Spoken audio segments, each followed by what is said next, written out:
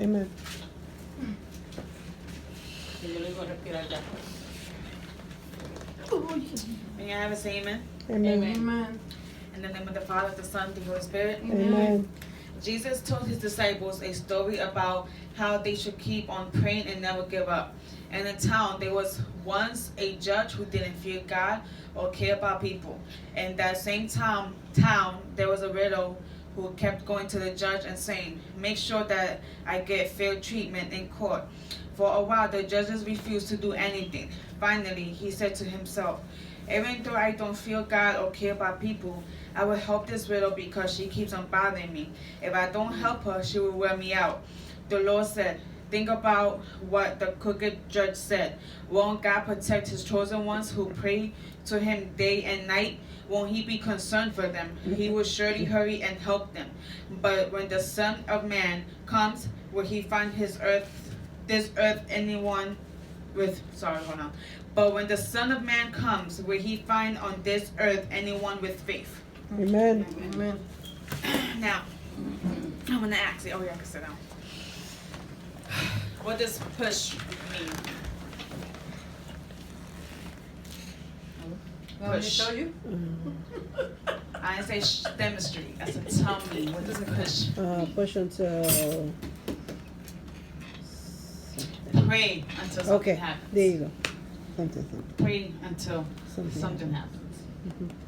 Now,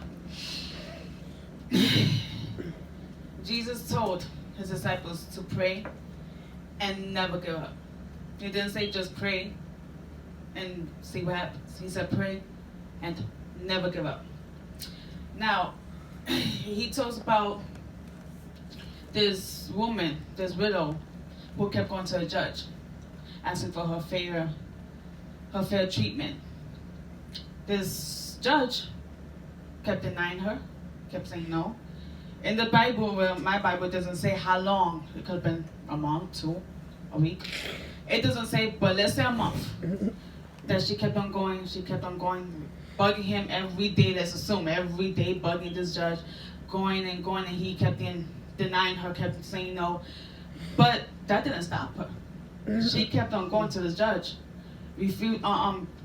persisting in getting what she wanted, what she needed. She never gave up. She kept on going and going. Until he finally gave in.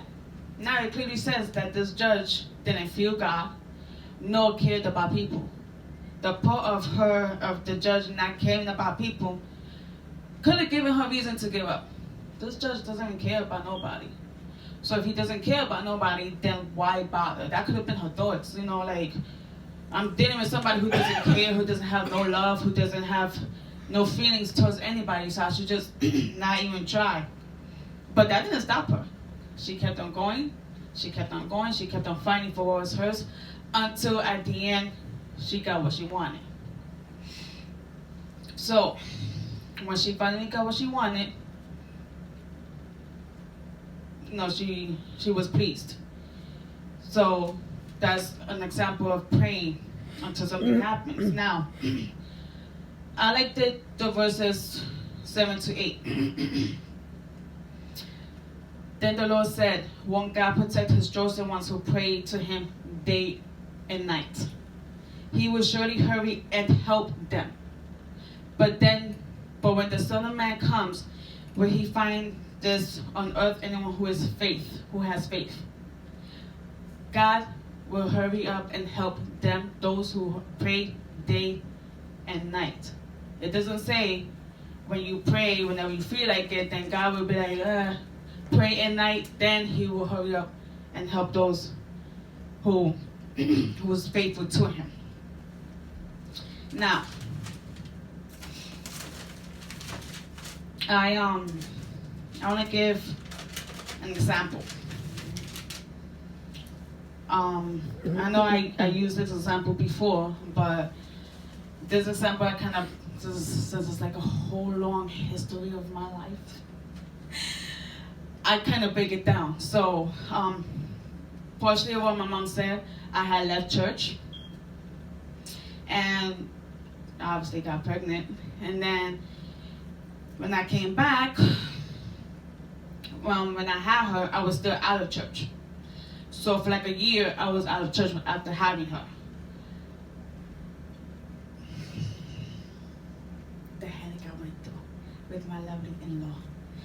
What I went through.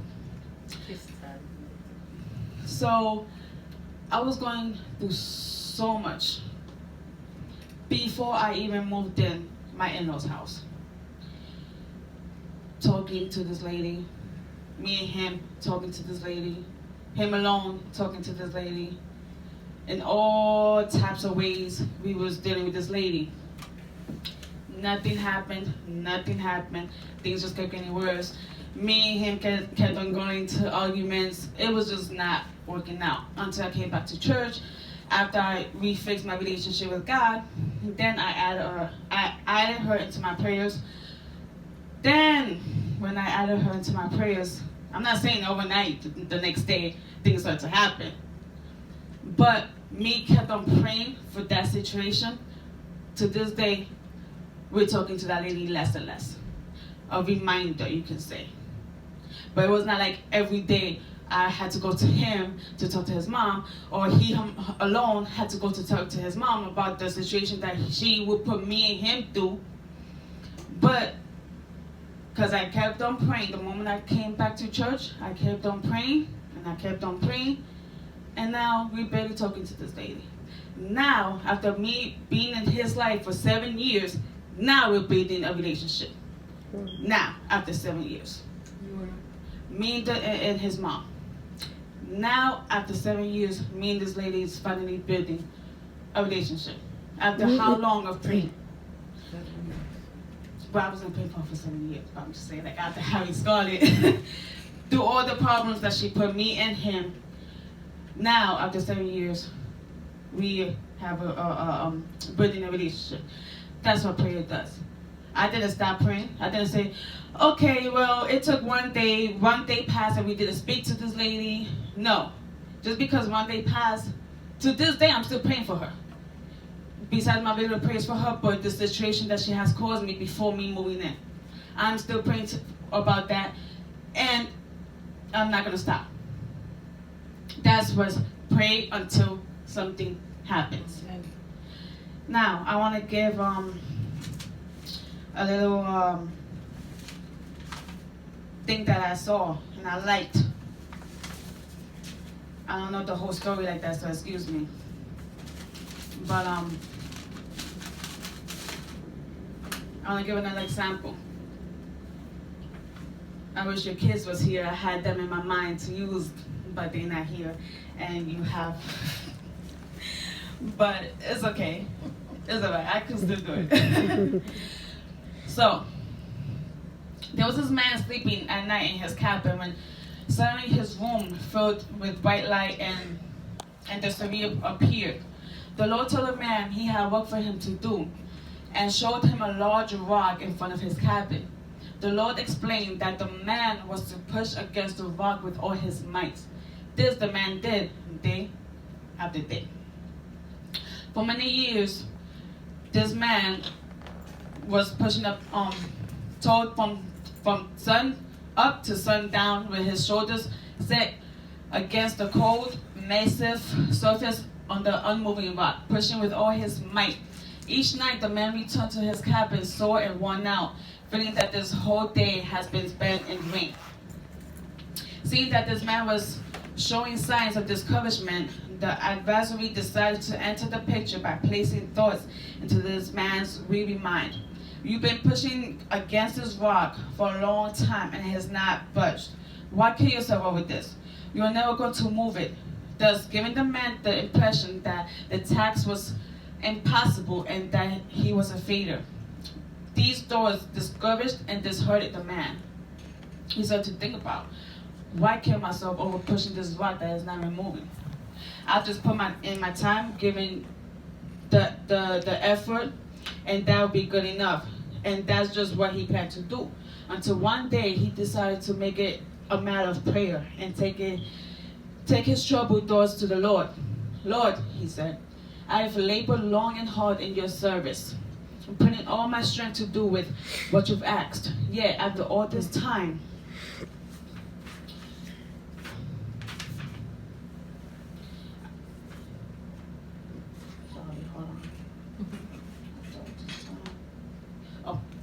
Friday. That's that. Sorry. At the oldest time, I haven't pushed the rock half a meter. What's wrong? Why am I failing? The Lord responded compassionately. My friend, when I asked you to serve me, you accepted. I told you that your task was to push against the rock with all your strength, which you've done. Never once did I mention to you that I expected you to move it. Your task was to push, and now you come to me with your strength spent, thinking that you failed. But is that really so? Look at yourself. Your arms are strong and muscular. Your back sinew is mighty. Your hands is collapsed from the constant pressure, and your legs have become massive and hard. Through opposition, you've grown much, and your abilities now surpass that which you used to have. Yet you haven't moved the rock, but your calling was to be obedient and to push with the exercise and faith, to exercise your faith and trust in my wisdom. This you've done. I, my friend, will now move the rock. At times, when we hear from God, we tend to use our own intelligence to disfear what He wants. What God actually wants is just to simply obedience and faith in Him. By all means, exercise the faith that moves mountains, but know that God is the one that will move your mountains. Amen. Amen. So once you constantly pray,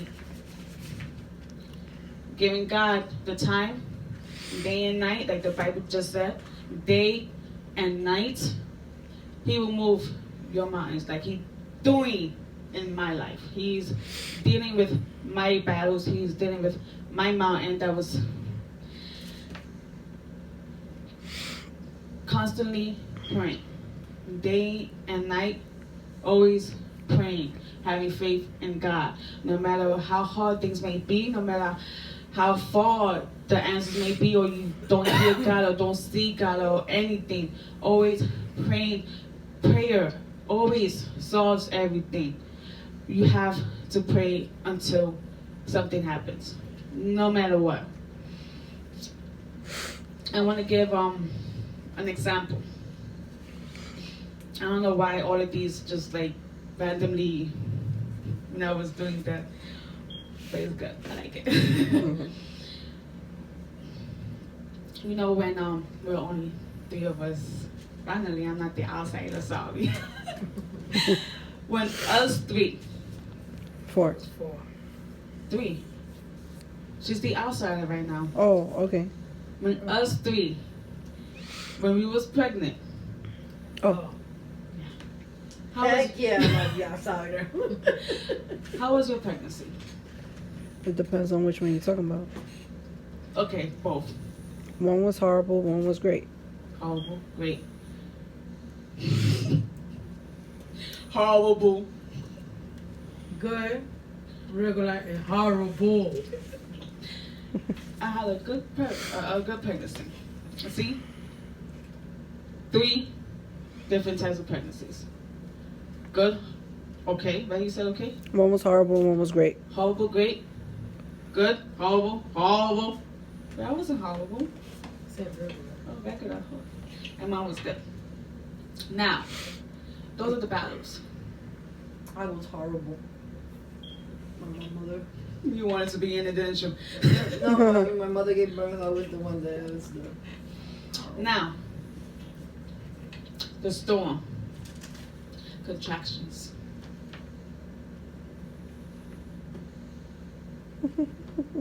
The answer there.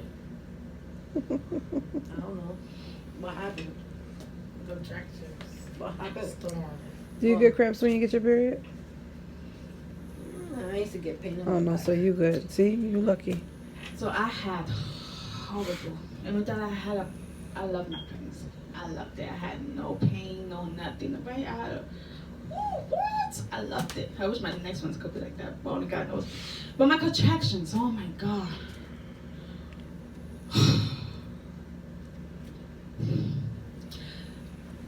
So, in the beginning, like my pregnancy, it could be nice and smooth until your storm comes, until the test comes, until the trials and tribulation comes. It could be that you want to rip somebody's head off. That's what I wanted to do. I wanted to rip everybody's head off. You have both. You have all three. So when you come into God's life, it could be however He pleases to be. You can have an easy road, but He's not gonna attack you the minute you come in. Like, listen, hold on, you gotta go do this and the third. But we all go through different relationships with God. You may have it smooth and easy, but once you come with the storm, the contractions, that's when He wants to test you. That's when He wants to say, okay, are you really praying? Are you really going to keep on praying until you see me move? Are you going to push until that blessing, that newborn comes out? You're in pain now, but you're going to keep on pushing. Are you going to see the end of your pregnancy? Are you going to see the end of your contractions? Are you going to make it through? Surgeries. Are you going to make it through the surgeries? Not the contractions.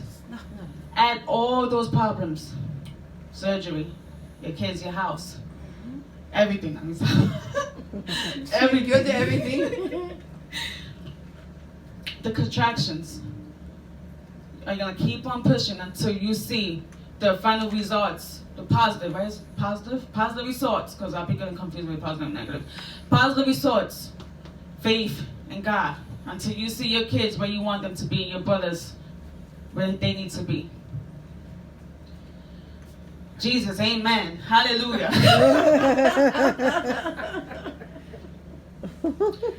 Push. Keep on pushing. Keep on pushing. No matter how much in labor. I was in labor for 7 hours. No matter how much in labor you are. How much labor you was. When Nino 14 and Elise, it was like, I don't know. I don't even remember. That 7 hours was enough. Nino was a lot. Yeah. He killed me. 14, 7. Oof. Woof hours. Woof hours. Oof. But I'm still standing. I don't know which woof, how long is that, but I'm still standing. But the That's- last one was like 20 hours. Oof. That's why it's I woof. can't. I would have died. But you see, push until your blessing comes out, no matter how painful it was, no matter how long it took. Push. Keep on pushing. Keep on pushing and don't give up. No matter how tired your legs may feel from running and how tough your arm, you feel like you're getting bothered because you keep on pushing like this man. He ain't seen no resource in his spiritual life, but he saw resource in his body. But yet God spoke to him through his outer body to speak to him in his spiritual life. Sometimes you may not see your spiritual life, but God will show it to you either way. God speaks to people in different ways. God spoke to this man by using his outer body.